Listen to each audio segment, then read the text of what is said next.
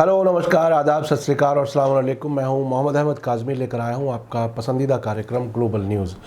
इस वक्त एक बड़ी खबर इजराइल से है, जहां भारत, इजराइल, अमेरिका और यूएई ने संयुक्त आर्थिक मंच यानी जॉइंट इकोनॉमिक फोरम बनाने के लिए रजामंदी जाहिर की है।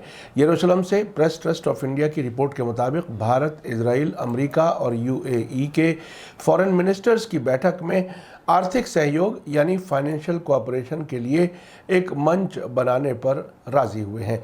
भारत के फॉरेन मिनिस्टर एस जयशंकर आजकल 5 दिन के इजराइल दौरे पर हैं। इजराइल के foreign minister Yair Lapid, America के फॉरेन मिनिस्टर एंटनी ब्लिंकन और यूनाइटेड अरब एमिरेट्स के फॉरेन मिनिस्टर अब्दुल्ला बिन जायद अल नाहयान इस मीटिंग में शामिल थे। रिपोर्ट के मुताबिक बैठक के दौरान उन्होंने ट्रांसपोर्ट, टेक्नोलॉजी, समंदर की सिक्योरिटी और इकोनॉमी और तिजारत के मैदान में जॉइंट बुनियादी ढांचा प्रोजेक्ट्स की पॉसिबिलिटी पर चर्चा की। मंडे को एस जयशंकर ने यरूशलेम में रहते हुए वीडियो कॉन्फ्रेंस के जरिए से इस मीटिंग में हिस्सा लिया। जयशंकर के साथ इजराइल के फॉरेन मिनिस्टर यायर लैपिड भी मौजूद थे। अमेरिकी फॉरेन मिनिस्टर एंटनी ब्लिंकन और यूनाइटेड अरब एमिरेट्स के फॉरेन मिनिस्टर शेख अब्दुल्ला बिन जायद अल नाहयान वीडियो कॉन्फ्रेंस के जरिए मीटिंग में शरीक रहे।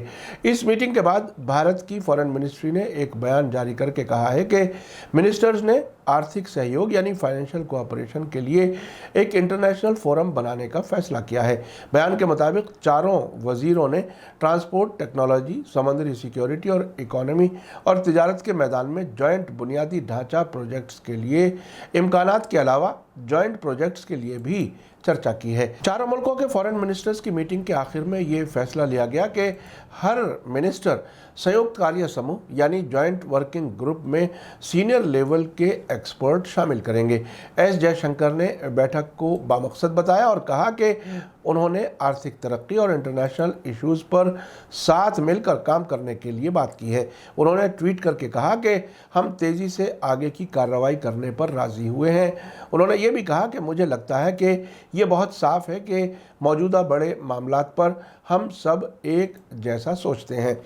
चारों मुल्कों के फॉरेन मिनिस्टर्स की मीटिंग से पहले भारत और इजराइल के फॉरेन मिनिस्टर्स की मीटिंग हो चुकी थी। ये मीटिंग पिछले साल अब्राहम समझौते के नतीजे में यूनाइटेड अरब एमिरेट्स और इजराइल के बीच कोऑपरेशन के शुरू होने के बाद काफ़ी अहम थी। भारत, इजराइल, यूएई कोऑपरेशन भी इसके बाद काफ़ी हद तक बढ़ा है। द हिंदू अखबार की जर्नलिस्ट सुहासिनी हैदर ने अपनी रिपोर्ट में कहा है कि एस जयशंकर के इजराइल के दौरे का दिलचस्प पहलू ये भी रहा कि उन्होंने यूनाइटेड अरब एमिरेट्स के रास्ते से इजराइल का सफ़र किया है, जहां से हालिया अब्राहम समझौते के नतीजे में इजराइल के लिए मुसाफिर उड़ानें शुरू हुई हैं।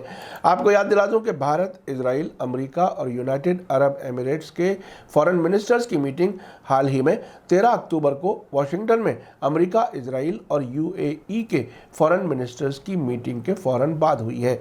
इन मीटिंगों का अहम पहलू ये भी रहा है कि वाशिंगटन में होने वाली 3 मुल्कों की मीटिंग या इजराइल में होने वाली 4 मुल्कों की फॉरेन मिनिस्टर्स की मीटिंग में एक बार भी फ़िलिस्तीन के मामले पर और मिडिल ईस्ट अमन बातचीत को फिर से शुरू करने के सिलसिले में कोई बात नहीं हुई। हालांकि जो बाइडेन सरकार ने 2 मुल्कों के कायम होने यानी इजराइल और फ़िलिस्तीन अलग अलग मुल्क बनाए जाने के हल के लिए सपोर्ट किया है, जो भारत की पॉलिसी के मुताबिक है। आपने देखा कि जैसे जैसे इजराइल और अरब मुल्कों के बीच ताल्लुकात नॉर्मल होने का सिलसिला आगे बढ़ रहा है, इजराइल का दायरा भी बढ़ रहा है। उसने अमेरिका, भारत और यूनाइटेड अरब एमिरेट्स के साथ मिलकर जॉइंट प्रोजेक्ट्स बनाने पर जोर दिया है।